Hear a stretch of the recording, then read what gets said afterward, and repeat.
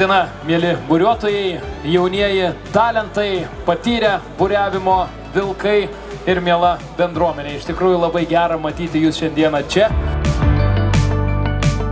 Ir visiems gero vėjo!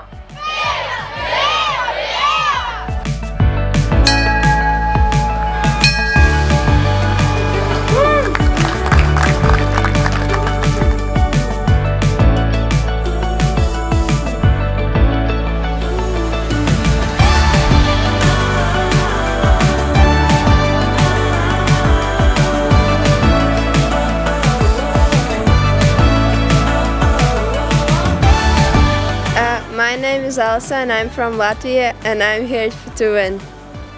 I wish them for a fair race and good starts.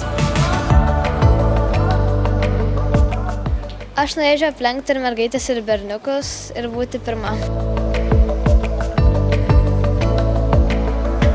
Iš šių varžybų tikiuosi, kad dabar atrankinės varžybos, tai tikiuosi atsirinkti Europos čempionatą arba pasaulio ir rytoj gerai suplaukti auksiniam laivyne.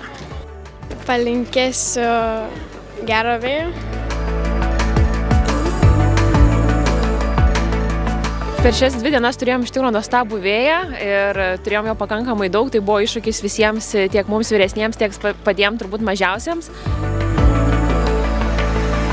Kaip tave aplenksim?